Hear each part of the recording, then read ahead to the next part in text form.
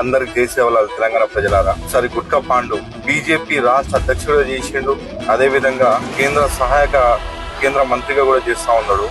ఎట్లా మాట్లాడాలో కూడా తెలియదు. ఒకసారి వినండి ఈయన మాటలు. దేశవ్యాప్తంగా అదే అనుకుంటున్నారు.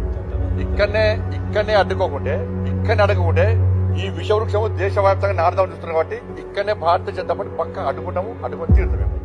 విన్నారు కదా తెలంగాణ ప్రజలారా, బీజేపీ బీఆర్ఎస్ ఒకటే. గతంలో బీఆర్ఎస్ పార్టీ అధికారంలో ఉన్నప్పుడు 33% బీసీల సంఖ్యని 23 చేసిరు, బీసీల మీద కుట్ర చేసిరు.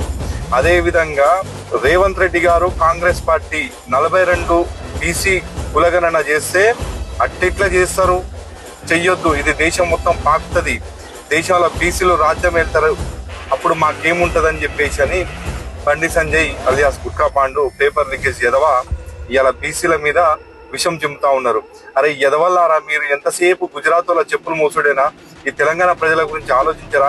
బీసీ బిడ్డలకు ఎందుకు ఈ విధంగా మోసం చేయడానికి మీరు ముందుకు వచ్చారు? ఏం తప్పు చేశారు? మిమ్మల్ని రాజ్యాధికారుల కేంద్ర మంత్రిగా చేశారు కదా తెలంగాణ ప్రజలు.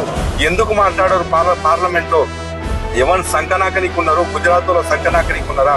తెలంగాణ ప్రజలు మీ కళ్ళ ముందర కనపడతలేరా? ఇంతగానం బీసీలు రాజాధికారంలో రావడానికి పార్లమెంట్ లో బిల్లులు పెట్టండి అంటే ఒక్క ఎదవ కూడా ఎంపీలు ఎందుకు మాట్లాడతలేరు? సిగ్గుండాలే. అదే విధంగా బీఆర్ఎస్ పార్టీ వాళ్ళు కూడా ఎంతసేపు కాంగ్రెస్ పార్టీ మీద బురద జల్లుడే కానీ బీసీకి 100% 42% కులగణనకు పార్లమెంట్ లో బిల్లు పెట్టాలని ఈ ఎదవలు ఎందుకు మాట్లాడతలేరు? తెలంగాణ ప్రజలారా ఒక్కసారి ఆలోచించండి. వీళ్ళు రాజ్యాధికారంలో రావడానికి బీసీలను మోసం చేస్తా ఉన్నారు కానీ ఎంతసేపు తెలంగాణ గురించి ఒక్క సెకండ్ కూడా ఆలోచిస్తలేరు. తెలంగాణ ప్రజలను మోసం చేస్తా ఉన్నారు. జై సేవలాల్.